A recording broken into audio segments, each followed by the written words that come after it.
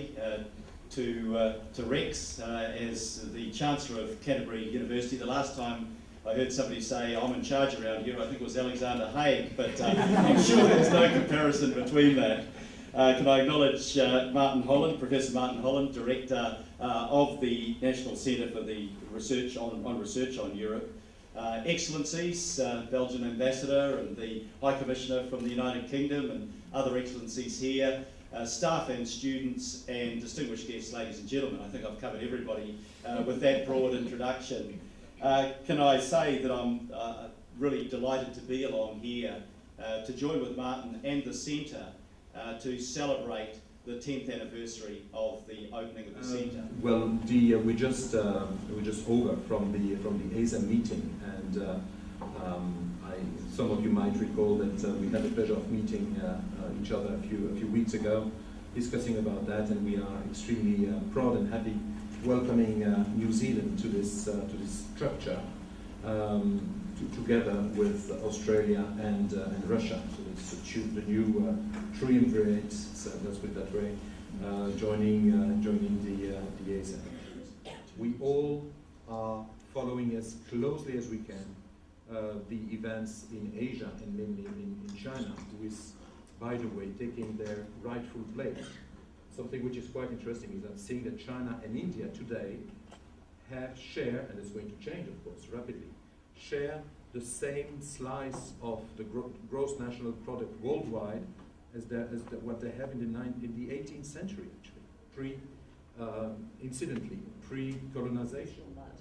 We are all looking to Asia and these new emerging economies. It's not unique to New Zealand's repositioning of its worldview. You know, what was seen perhaps in Europe as a faraway, distant country at the bottom end of the Pacific, i.e. New Zealand, no longer looks like that to us. You are right in the neighbourhood where the new action is beginning to happen. As you look west up through the South Pacific towards Asia, we are equally looking east at you in a new dynamic. Countries in Europe. The science and technology cooperation that's taking place. Martin Holland was telling me yesterday about just the calculations they've done of the number of research collaborations. Also, European scientists that are working now in New Zealand. These are very positive things for the relationship. The thing that you have to put that, though, as others have already said, against the inexorable shift in our focus, all of our foci, is it, with the Asia and the Asia-Pacific region, and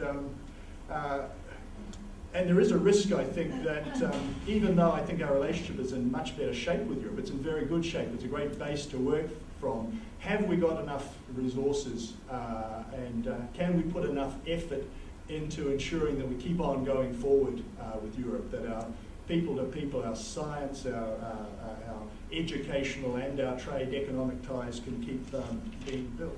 On reflection, 10 years ago when we first launched the idea to have a centre to study the EU, I think the motivation was that we thought New Zealand was really taking Europe for granted in a sort of cosy way and not prioritising the EU in a direct way about.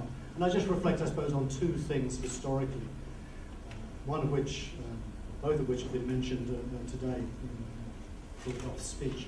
First of all, the Big Bang enlargement of 2004.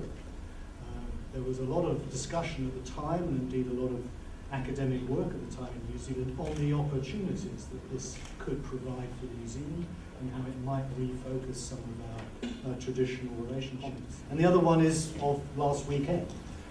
Is the Asia-Europe meeting actually perhaps now a better framework for New Zealand to engage with Europe as it allows us to engage with our Asian partners simultaneously?